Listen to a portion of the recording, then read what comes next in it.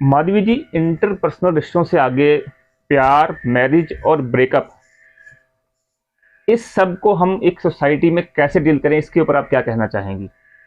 तो शुरुआत पहले प्यार से करते हैं, जी। क्योंकि प्यार होता है तो शादी भी होती है और प्यार होता है तो ब्रेकअप भी आजकल कॉमन हो गया बिल्कुल है। कॉमन है। हम सबसे सब पहले भुक्तभोगी हैं। हाँ,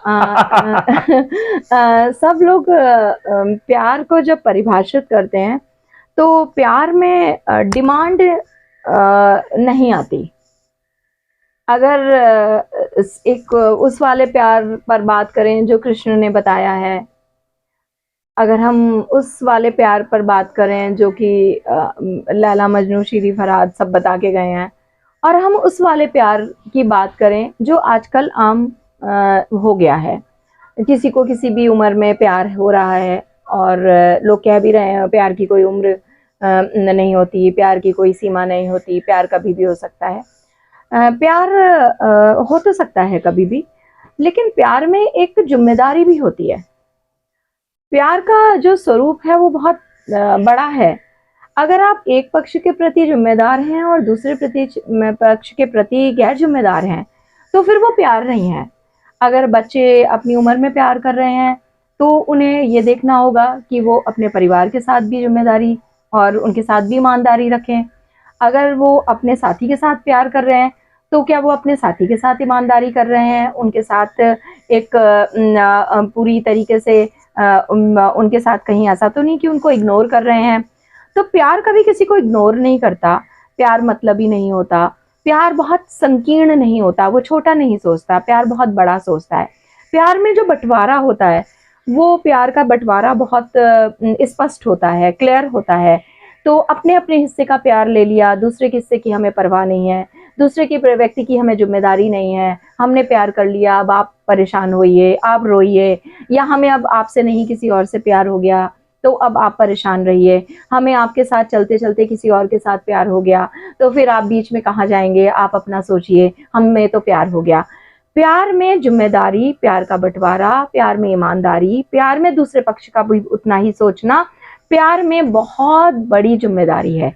प्यार करने के लिए आप स्वच्छंद हैं, लेकिन प्यार निभाने के लिए भी आप स्वच्छंद हैं, लेकिन प्यार में किसी को प्रताड़ित करने के लिए आप कभी भी स्वच्छंद नहीं हैं। तो प्यार में जब आप एक इन सारी चीजों के साथ जब जुड़ेंगे कि मेरी ईमानदारी हर पक्ष के साथ बराबर हो, मेरा जो बंटवारा हो वो हर पक्ष के साथ बराबर हो, तब आप प्यार बिल्कुल करेंगे, और प्यार पूरे अर्थवान होके करेंगे, प्यार की मूल्यता को समझेंगे, और वो प्यार आपका निश्चित ही सक्सेस होगा। उसमें कोई डिमांड नहीं होगी, कोई मोल भाव नहीं होगा। और वैसे भी लोग कहते हैं प्यार में गणित नहीं होती, तो बिल्कुल प्यार में कोई गणित वाकई में नहीं होती है। प्यार में स्पष्टता होती है, क्लैरिटी होती है, और वो पानी के समय में स्वच्छ पानी की तरह बिल्कुल स्पष्ट होता है। तो आप खुल के प्यार करें, लेकिन ईमानदारी के साथ। अब अगर आपका दूसरा विषय है मैरिज, जी जी। यहाँ एक बहुत ही स्पष्ट और क्लियर चीजें कह दूंगी कि प्यार और मैरिज बहुत अलग अलग चीज है।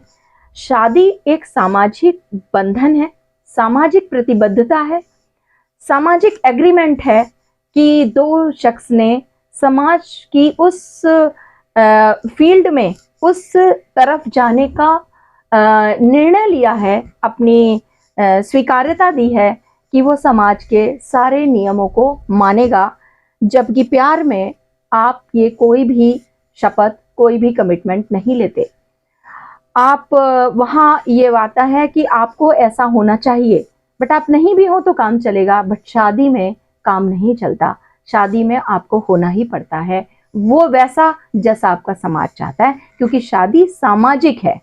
शादी हम समाज के अंदर आने के लिए कर रहे हैं। जब आप समाज में प्रवेश कर गए तो अब समाज में परिवार बनेगा, समाज में गृहस्थी होगी, समाज में आपकी सामाजिकता होगी। तो अब शादी में प्यार हो या ना हो, लेकिन प्यार में शादी हो या ना हो, सॉरी, लेकिन शादी में प्यार हो सकता है, और शादी में सामाजिकता की पूरी तरीके से आपके समाज को नहीं मानते और शादी करते हैं, ऐसा ये जो एक अपवाद है ये कह के काम नहीं चलता। जो परिवार टूटते हैं, जो शादियां टूटती हैं, वो फिर लोग कहते हैं कि लव मैरिज टूट जाती है, वो इसी पे टूट जाती है क्योंकि वो शादी की गंभीरता को, सामाजिकता को समझ नहीं पा रहे। तो शादी में हमें पूरे सामाजिक प्रतिबद्धता होनी पड़ेगी। हमारे अगर परिवार हो गया है, हम समाज का एक अंग हो गए हैं, तो अब आप उससे बाहर नहीं जा सकते। अगर आप उससे बाहर जाते हैं तो आपको पहले इस एग्रीमेंट को तोड़ना पड़ेगा, आपको सेपरेट होना पड़ेगा, आपको डिवोर्स लेना पड़ेगा। साथ साथ सारी चीजें जो चल रही हैं उसे फिर धोखा कहा जाता है, उसे फिर ये कहा जाता है कि आप धोखा दे रहे हैं, आप गलत कर रहे हैं, आपकी सामाजिक जो छवि है वो धूमिल हो रही है और आप समाज में कभी भी एक उदाहरण नहीं बनेंगे, अच्छा और स्वस्थ उदाहरण। तो आप एक बीमार उदाहरण के रूप में लोगों के सामने प्रस्तुत किए जाएंगे।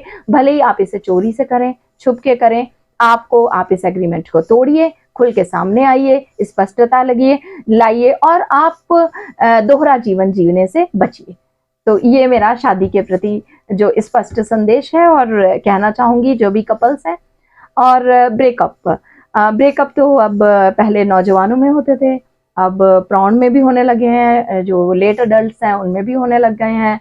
और अब तो एल्डरली केसेस जो हैं हमारे, उनमें भी ब्रेकअप के केसेस आ रहे हैं। 60 साल में, 70 साल में मेरे क्लिनिक में काफ़ी केसेस आए हैं जो कि हाँ, जो 70 साल के भी लोग हैं, 75 साल के लोग हैं, वो कहते हैं हम 10 ईयर्स से एक रिलेशनशिप में थे और उसके बाद हमारा ब्रेकअप हो गया है।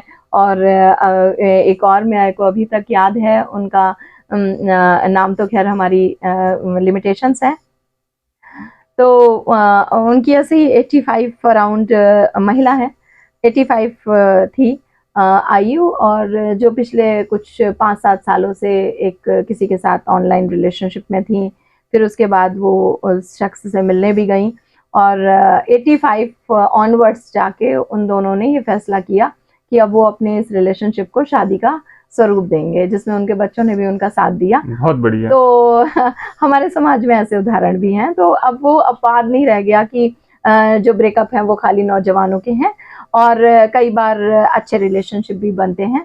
और ब्रेकअप बुजुर्गों में भी हो रहा है, बड़ों में भी हो रहा है।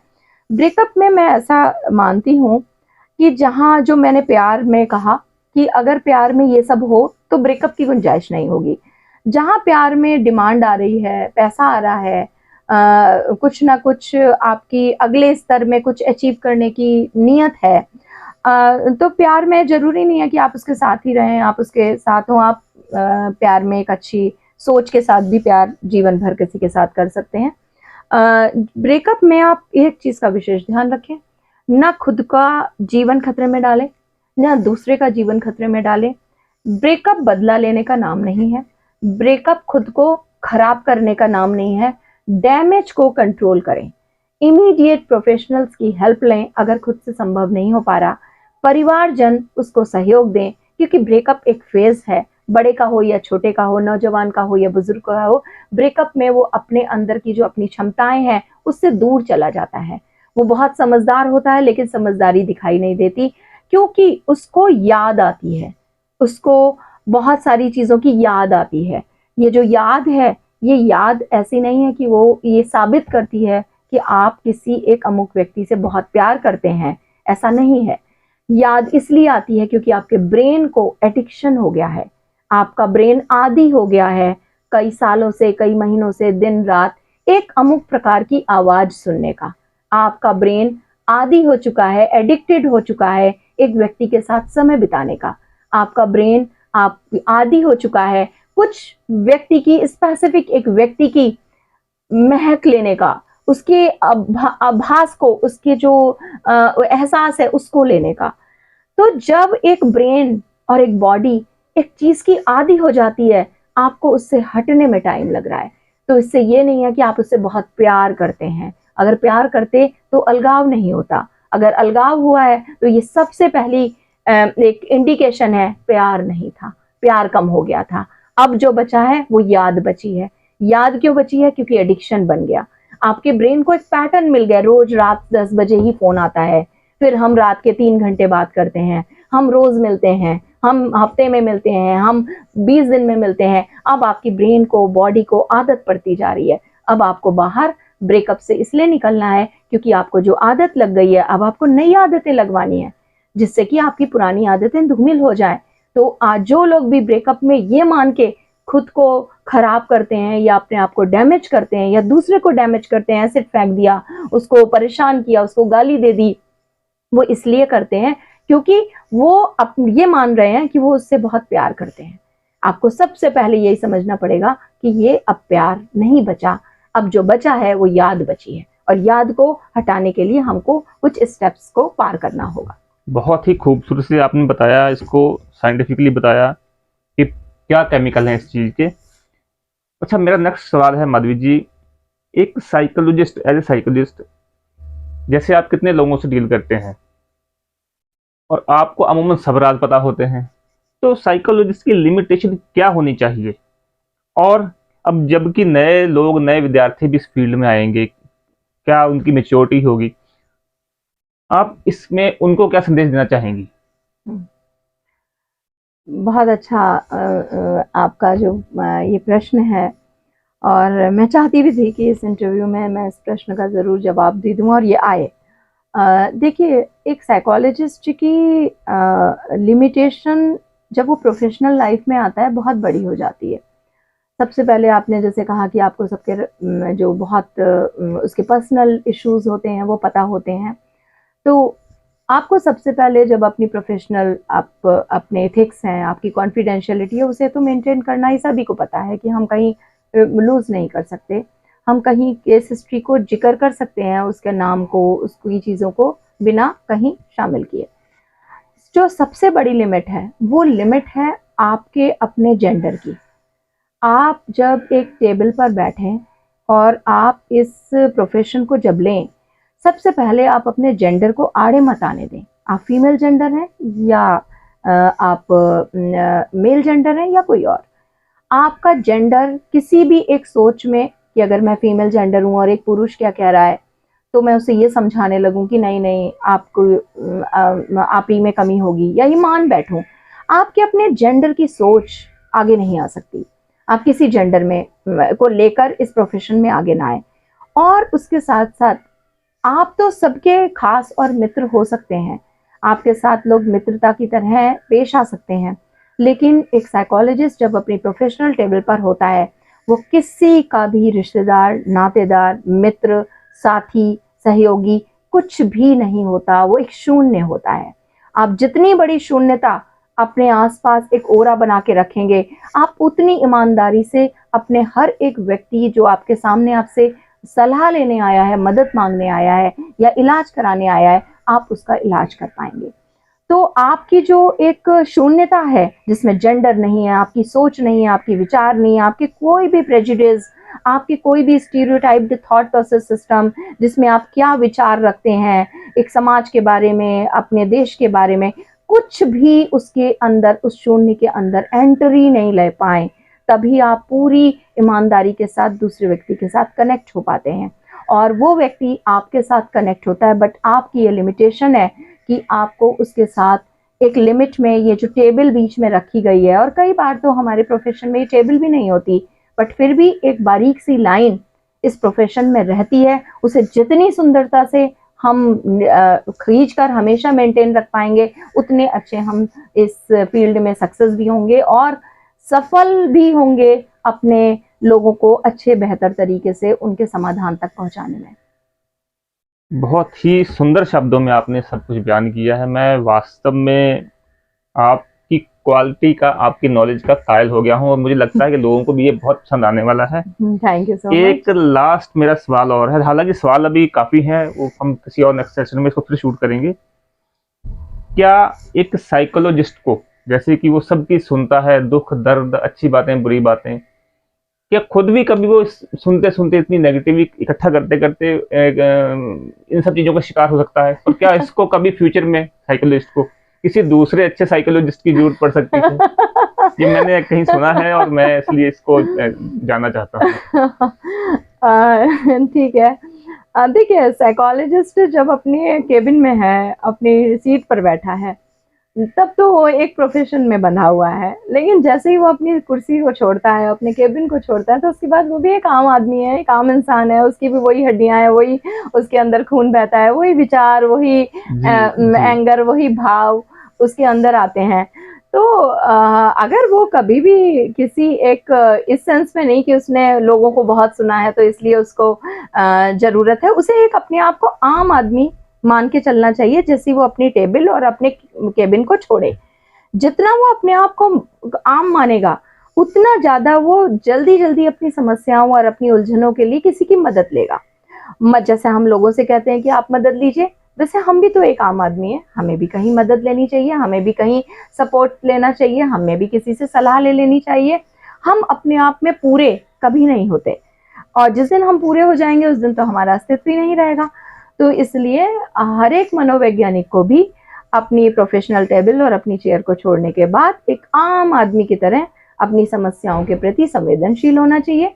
जो समस्याओं का समाधान वो नहीं कर पा रहा है उसके लिए उसे मदद लेनी चाहिए, और इसलिए नहीं कि वो थक गया है, इसलिए भी नहीं कि वो क्यों ले, क्योंकि वो तो परम ज्ञानी है। तो लोग अक्सर कहते हैं ना, अरे आप तो साइकोलॉजिस्ट हैं, आपको क्या समस्या, आप तो साइकोलॉजिस्ट हैं, आपको तो किसी से बहस ही नहीं होनी चाहिए, आप तो साइकोलॉजिस्ट हैं, आपको गुस्सा नहीं आना चाहिए। तो क्या कभी किसी हड्डी के डॉक्टर से ये कहा आप तो ऑर्थोपेडिक हैं, आपकी तो हड्डी नहीं टूटनी चाहिए? किसी फिजिशियन से कहा कि आपकी तो बुखार नहीं आना चाहिए? किसी आई सर्जन से बोले आपकी तो आंखों में कभी चश्मा चढ़ना ही नहीं चाहिए क्योंकि आप तो आई सर्जन है? ऐसा नहीं होता।